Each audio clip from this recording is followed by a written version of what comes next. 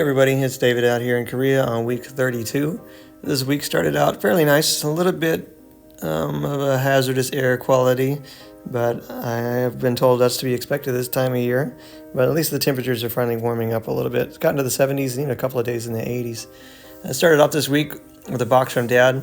Actually, I got 2 boxes from Dad this week, but I messed up the video on one of them and ended up hitting play as I was packing the box back up and messed up that video. So but this box had a whole bunch of stuff in it, and a whole lot of jerky and things like that, which all the guys out here really appreciate. I work with a wonderful group of guys, and anything that I can provide them with to help them have some semblance of home is always appreciated. And Dad definitely sends things from back home that help all of us be reminded that people are thinking of us, and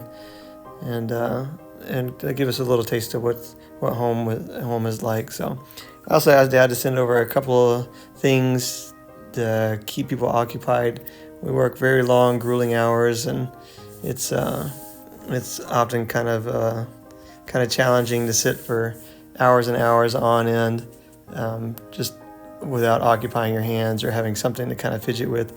So the thing we've been doing recently is buying like puzzles and little fidgety kind of toys to keep your brain occupied while you're sitting there for hours on end. And sometimes it's very stressful also, and it's just nice to have something to kind of occupy your brain and your hands at the same time.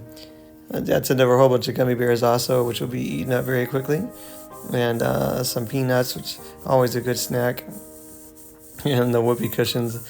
I'm sure we'll get lots of good use out of those. That'll be fun to play with. And some koozies, so those are cool. I put those on top of the fridge and had to get some use out of those later. And this is one of the fidget toys I was talking about, like a little Rubik's Cube. And this thing, I don't know what that is yet, but I'll definitely put it at the desk, and I'm sure we'll figure out what it is. And this little speed spinner, we'll get some definite use out of that. And also the classic yo-yo, so can't go wrong with a yo-yo. And I'm not sure what this one is, just like a squishy ball, which I'm sure that'll be thrown around at people, which will be fun. And also this cool long back scratcher, so I actually haven't seen one of these in many years, so that's pretty cool. Later in the week, we had a going away for a couple of guys that were losing, and then we had some new guys come in, and everybody that I work with is just wonderful. It's a blessing to be able to work with these guys, and it's my privilege to be able to try to take care of them as much as possible. On the way to the place that we were going to, I had to stop at the bathroom, and I thought this bathroom was very funny because the bathroom was about an inch off the top of my forehead, and if I walked out without ducking, I'd whack my head on the door frame. But the place that we went to is a place that I've been to before. It's really nice. The weather's starting to get nice enough to where they open up the rooftop area, and so people get to kind of hang out at the rooftop and get a big view of the surrounding village and town, and it's a pretty neat, cool spot to go to. Afterwards, we made it back, and it was nighttime, and really do actually walk through this place at nighttime, but it's cool whenever it is darker and you can see everything lit up and flashy lights and neon everywhere. Is kind of neat to see. The next morning, whenever I woke up, the fog had rolled in, and the fog is always kind of cool, but around here it doesn't last for very long, but you never know what the fog actually is. You hope that it's just some moist air, but you never know if it's actual pollution or if it's smoke or what it is, so you have to be real careful. So every time it gets foggy like this, I always put on a mask every time I go outside, and within a couple hours the fog just kept getting thicker and thicker, and I had to go out and run a couple of errands, and I think I wanted to get coffee in the morning, so I put on a mask and went out, and as I was walking outside, you could tell it was just a thick layer all over the place, and within the next day or two my lungs were pretty sore. So I think it was probably a little bit of pollution, maybe some dust and particulates mixed in with the fog, and it made some hazardous conditions. I usually put out an air quality alert whenever the air quality is really bad, or even a warning to say don't be exerting yourself while outside. And I think on this day I got one of those warnings early in the morning, but you can usually tell because you'll wake up congested and clogged, and that's how you know it's probably going to be a rough day. And at that point in time, take a mask with you or take a gaiter to cover your face, but whatever you can. Well, like I said, within a couple of hours, or about mid-afternoon, it had cleared up enough to where I could go outside and take a walk. Still wore a mask just in case, because you never know what's really in the air after that. And but after I was walking around, I saw there's a whole bunch of new stuff blooming. So these bushes I walked past 100 times actually have flowers on them, and I never knew they were even flowering. So that was pretty cool. And all the leaves are starting to get nice and green now. Everything was blooming white, but it's coming out a little bit. So I decided to take a walk to the park that I've been to. I think it was about 2 weeks ago. I took a walk to a park just to see if there's like cherry blossoms blooming, but nothing was really going at that point in time. So I decided to revisit and see what I could find. So I stopped by a 7-Eleven and decided to grab something to eat. I was going to do a little picnic in that park, and I decided to grab 2 of these. I don't know what they're called. They're just it's meat wrapped in rice, wrapped in seaweed. And I found a couple of soft-boiled eggs and decided to grab a couple other things. And like I said, had myself a little picnic in the park. There's all kinds of cool stuff here at these little convenience stores. And I've tried just about everything. There's some things that I'm hesitant to try, like the meats that you see in the packages. I'm not sure those are going to agree with my stomach, so I usually pass by those. On the way to the park, I passed a market that they were having. They usually have a market on certain days of the week, and it just happened this one fell on a Saturday, so I decided to check it out and see what they had. And trying to be inconspicuous with the video, so that's why it's taken this way. It's kind of impolite to take open video like that, so as much as I can, I keep it down. So that's why the video is not the greatest. But this market had pretty well everything. It had some, like you would see in the United States, like a farmer's market kind of area. Some trinkets, some seafood, some things that I've never seen before. But they had just a little bit of everything. And I'm still hesitant to eat stuff out of here, especially like seafood. I don't know how long that's been sitting there, and I'm sure the population over here has adjusted to it from eating it all their life in that manner. But for me, I'm just not quite sure, and so I don't want to take the risk of getting some kind of foodborne illness and being out of commission for a while. So very hesitant to buy things from here. Some produce I'll buy just because I can wash the produce off whenever I get back to my place. But things like meats and poultry and that kind of stuff I usually stay away from. But they also had a bunch of nice looking fruits and things like that.